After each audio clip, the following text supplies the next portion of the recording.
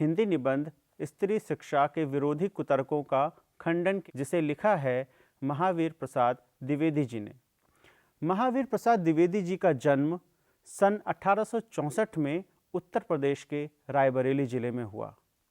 सन 1903 से लेकर 1920 तक उन्होंने हिंदी की विख्यात पत्रिका सरस्वती का संपादन किया। द्विवेदी जी ने हिंदी को नया रूप, नया आकर्षण भी प्रदान किया और इसके लिए वे हिंदी साहित्य में आज भी जाने जाते हैं। आइए हम इस पाठ पर अपनी चर्चा आरंभ करें। यह एक क्रांतिकारी लेख है जिसमें हमें उस समय के सामाजिक सुधार आंदोलन की झलक मिलती है। अगर हम उस समय की स्त्री मुक्ति आंदोलन की बात करें या स्त्रियों की दशा के बारे में बात करें तो हम ये पाएंगे कि उस समय आज़ादी के आंदोलन के समानांतर एक सामाजिक सुधार आंदोलन भी चल रहा था, जिसमें स्त्रियों की शिक्षा के बारे में बात की जा रही थी, पर्दा प्रथा को हटाने के बारे में बात की जा रही थी, बाल विवाह को रोकने के बारे में बात की जा रही थी और इस तरीके के बहुत सारे जो क्रियाकलाप हैं हमारे समाज में चल रहे थे समाज को सुधारने की दिशा में। तो यह जो पाठ है, यह जो निबंध है, द्विवेदी जी ने इसी मुद्दे को ध्यान में रख करके लिखा है और स्त्रियों की शिक्षा पर अपना विचार प्रकट करने की कोशिश इस पाठ में उन्होंने की है। तो द्विवेदी जी कहते हैं कि उस समय का जो अभिजात्य शिक्षित समाज था, यानी कि हमारे आसपास उस समय जो पढ़ा लिखा एक वर्ग था, कुलीन वर्ग था, उसके साथ सबसे बड़ी समस्या ये थी कि वह स्त्री शिक्षा का समर्थन खुलकर नहीं कर रहा था, या फिर कह लें कि उसका विरोध करने के लिए अजीबोगरीब तर्क जो है वह गढ़ रहा था। इससे लेखक को बहुत असंतुष्टि थी।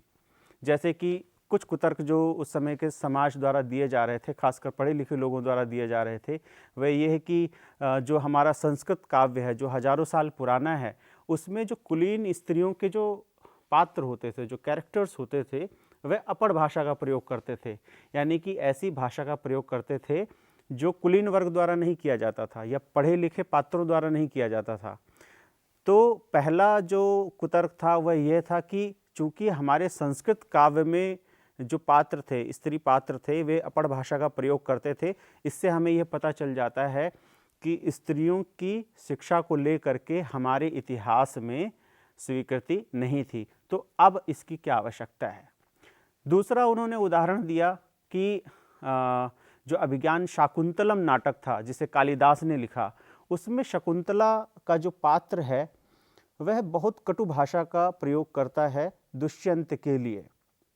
और यह भी स्पष्ट होता है उस नाटक से कि जो शकुंतला थी उसे कुलीन जो भाषा थी या जो संस्कृत भाषा थी, अभिजात्य भाषा थी, उसका ज्ञान नहीं था या उसका बहुत ही कम ज्ञान था।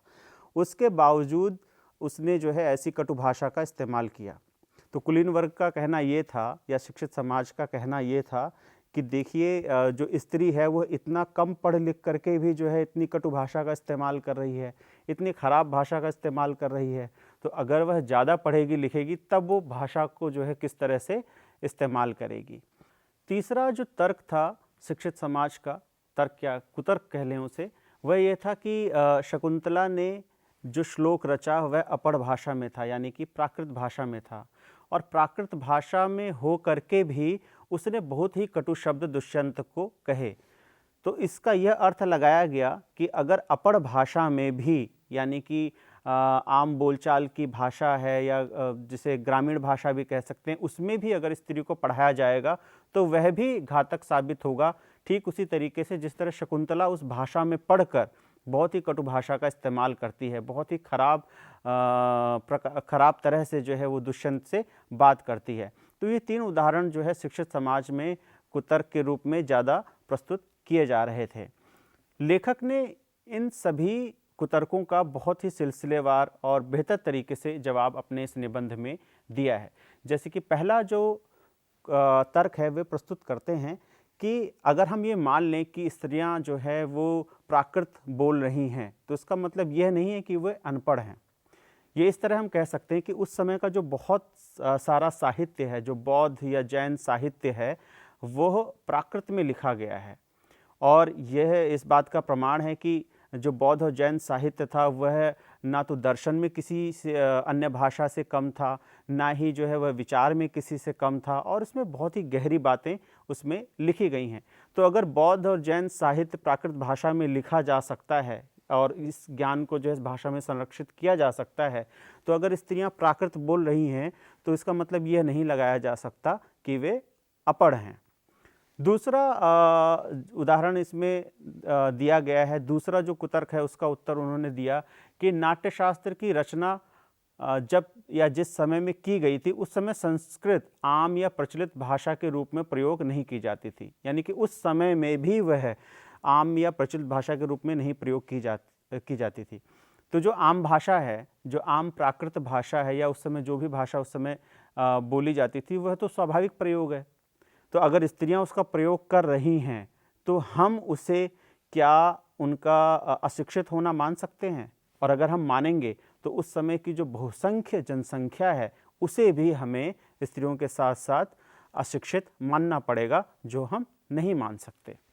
तीसरे कुतर्क के उत्तर में लेखक कहते हैं कि हमारे इतिहास में, हमारे अतीत में ऐसी ज्ञानी स्त्रियों की कमी नहीं थी जिन्होंने अपने ज्ञान का परचम लहराया,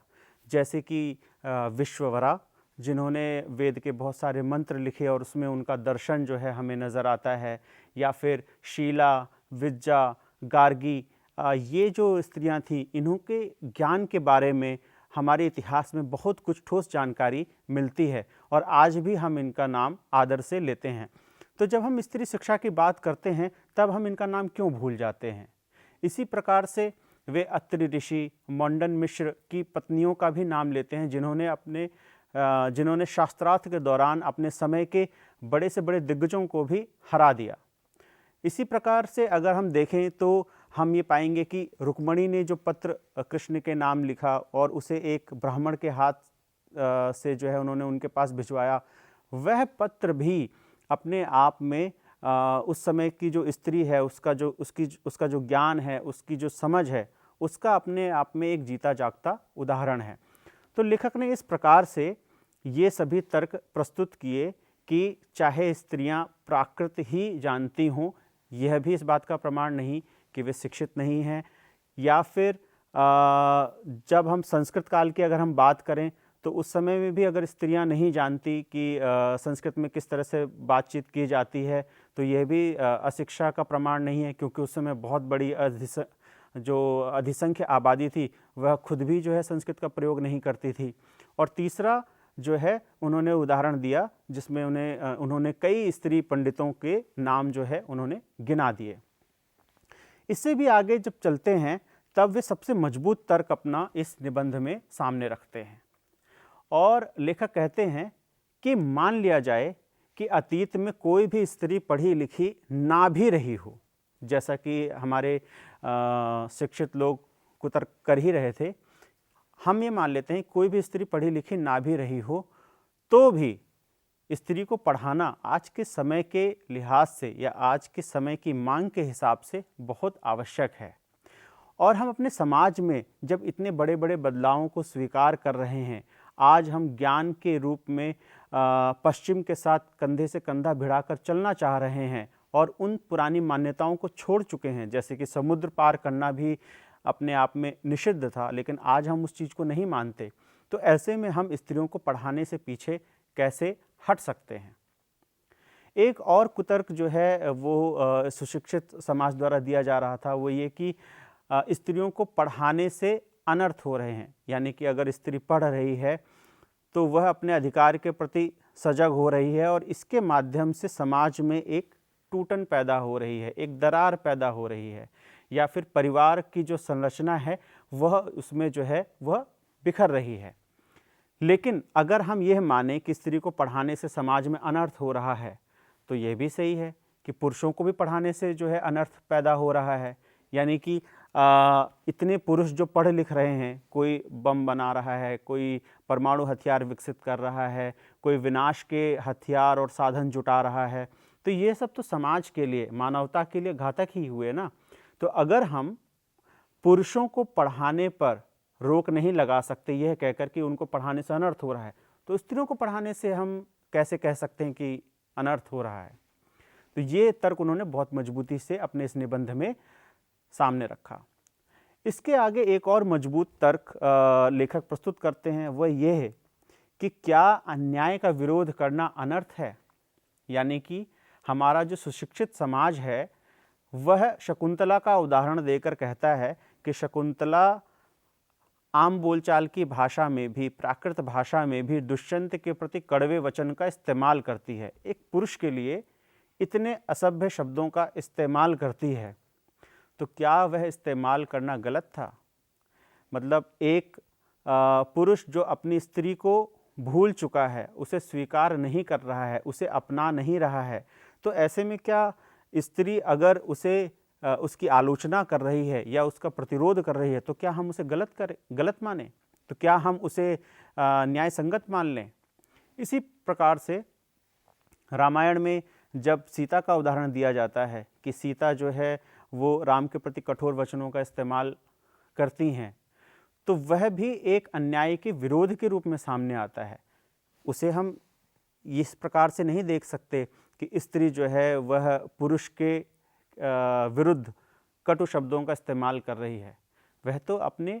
न्याय के लिए लड़ रही है, वह अन्याय का विरोध कर रही है। तो ये सभी मजबूत तर्क हमारे जो लेखक हैं महावीर प्रसाद द्विवेदी जी, वे अपने इस निबंध में मजबूती से सामने रखते हैं। तो कुल मिलाकर इस निबंध का तात्पर्य यह निकलता है कि स्त्री शिक्षा हमारे समाज के लिए बहुत ही अपरिहार्य है, और इसी को महावीर प्रसाद द्विवेदी जी ने अपने इस निबंध में स्थापित करने की कोशिश की है। यदि हम स्त्री शिक्षा का समर्थन नहीं करेंगे, यदि हम स्त्री शिक्षा को आगे लेकर के नहीं जाएंगे, तो हमारा यह समाज विकसित नहीं हो सकता। अब हम उस समय के परिप्रेक्ष्य में अगर देखें, सन 1900 से लेकर 1920, 1930 का जो समय था, उस समय हमारे देश में अशिक्षा एक अपने आप में एक बहुत बड़ी समस्या के रूप में उपस्थित थी। उसमें भी स्त्री शिक्षा की तो बहुत ही दुर्दशा थी।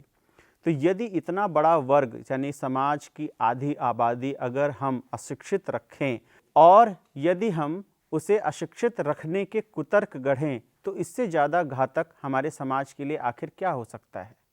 क्या आधी आबादी को अशिक्षित रखकर हम अपने समाज को आगे ले जा सकते हैं? क्या आधी अशिक्षित आबादी को लेकर हमारा देश यूरोप की बराबरी कर सकता है? और यही चिंता हमारे जो लेखक हैं महावीर प्रसाद द्विवेदी या उनके जो समकालीन दार्शनिक विचारक लेखक थे, उनके भीतर यही बेचैनी थी कि हम किसी भी तरीके से स्त्री शिक्षा को दरकिनार नहीं कर सकते। द्विवेदी जी लिखते हैं कि हमारे समाज में जो इस तरह के कुतर्क गढ़ने वाले लोग हैं, इनके लिए तो दंड की व्यवस्था होनी चाहिए। यानी कि वे इसके हिमायती हैं कि अगर कोई अपने कुतर्कों के माध्यम से स्त्री शिक्षा को रोकने की कोशिश करे, तो उन्हें बाकायदा दंड देने की आवश्यकता है। यानी कि अगर उन्हें दंड देकर रोका जा सकता है, तो भी यह करने की आवश्यकता है। तो इस प्रकार से यह जो लेख है पूरा, यह स्त्री शिक्षा को अपने केंद्र में रखकर चलता है और उसकी गरिमा को, उसकी आवश्यकता को अपने समय के संदर्भ में स्थापित करता है। प्यारे छात्रों, स्त्री शिक्षा का जो मुद्दा है, स्त्री शिक्षा की जो चिंता है, वह उस समय की ही चिंता नहीं थी, वह आज भी हमारे समाज की चिंता बनी हुई है। आज भी हमारे देश में स्त्री शिक्षा का स्तर बहुत नीचे है। तो एक तरह से देखा जाए तो यह जो निबंध है, यह आज भी पूरी तरह से प्रासंगिक है। इसे हमें पूरी गंभीरता से समझना बहुत आवश्यक है, ताकि हम स्त्री शिक्षा के क्षेत्र में भी गंभीरता से काम कर सकें। लेख के अंत में, निबंध के अंत में लेखक कहते हैं कि बहुत से लोग यह भी तर्क देते हैं कि जो शिक्षा व्यवस्था है वह उस तरीके की नहीं है कि स्त्री को जो है उसमें शामिल किया जाए। यानी कि जो स्कूल हैं या फिर जहाँ पर शिक्षा दी जा रही है वह किस तरह की जगह है, या फिर शिक्षा में जो है पढ़ाया क्या जा रहा है। तो लेखक ये कहते हैं कि इन मुद्दों पर अलग से बहस की जा सकती है कि हमारी शिक्षा व्यवस्था कैसी होनी चाहिए, उसमें हमें क्या क्या पढ़ाने की आवश्यकता है, किन विषयों को उसमें शामिल करने की आवश्यकता है। विज्ञान है, गणित है, समाजशास्त्र है, या समाज विज्ञान के जो भी विषय हैं, या फिर इतिहास है, ये जितने भी विषय हैं इनमें से क्या क्या हमें पढ़ने की आवश्यकता है और क्या क्या पढ़ने की आवश्यकता नहीं है, इस पर बाकायदा बहस की जा सकती है। इस पर भी बहस की जा सकती है कि क्या शिक्षा किसी स्कूल जैसी जगह पर ले जाकर दी जाए या वो घर में भी दी जा सकती है, इस पर भी बहस की जा सकती है। इस पर भी बात की जा सकती है कि शिक्षा प्रदान करने की सही उम्र क्या होनी चाहिए। क्या वो 5 साल की उम्र में शुरू की जाए, क्या वो 10 साल की उम्र में शुरू की जाए, इस पर भी बहस की व्यापक संभावना हमारे बीच उपस्थित हो सकती है। उस समय की जो ब्रिटिश शासन व्यवस्था थी वह शिक्षा को अपने हिसाब से देख रही थी कि शिक्षा जो है वो अंग्रेजी में होनी चाहिए या फिर शिक्षा इस तरह से होनी चाहिए जो युवा पीढ़ी को इस तरह तैयार करे कि अंग्रेजी शासन व्यवस्था को जो क्लर्क चाहिए या उनके शासन को चलाने के लिए जो लोग चाहिए वो उससे तैयार हो सकें। तो इस पर भी बहस की काफ़ी गुंजाइश थी। इसे महावीर प्रसाद द्विवेदी जी ने अपने इस निबंध में इंगित किया है। तो कुल मिलाकर वे ये कहते हैं कि शिक्षा व्यवस्था की ये जो सारी खामियां हैं, ये जो सारी कमियां हैं, इन पर खूब बहस की जा सकती है, इन पर बातचीत की जा सकती है और वह अपने आप में एक अलग मुद्दा है। लेकिन इसके बहाने से हम यह नहीं कह सकते कि स्त्री को शिक्षा ना प्रदान की जाए।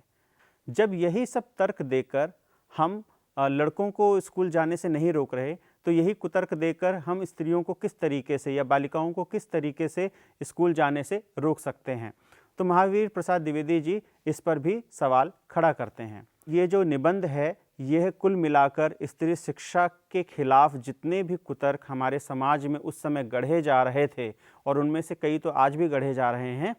उन पर एक जोरदार प्रहार करता है। इससे हमें यह भी पता चलता है कि जो हमारे लेखक हैं वह अपने समय, अपने समाज के प्रति कितने सजग थे और ख़ासकर स्त्री के मुद्दों को लेकर के भी वे कितने जागरूक थे और अपने समय के हिसाब से कई साल आगे की सोच रखते थे। तो छात्रों, मैं आशा करता हूँ कि इस पाठ के जरिए आपने तत्कालीन समाज में स्त्री शिक्षा की दुर्दशा को महसूस किया होगा और जाना होगा कि लड़कियों को पढ़ने से रोकने के लिए एक तथाकथित समाज भी किस प्रकार एकजुट हो गया था और तरह तरह के कुतर्क गढ़ रहा था। दरअसल स्त्री शिक्षा को लेकर हम सभी को आज भी संवेदनशील होने की आवश्यकता है, क्योंकि आज भी इस स्थिति में पर्याप्त सुधार नहीं हुआ है। आप इस पाठ का स्वाध्याय करते हुए चिंतन मनन करते रहें। इसी शुभकामना के साथ हम एक नया पाठ लेकर फिर से उपस्थित होंगे। धन्यवाद।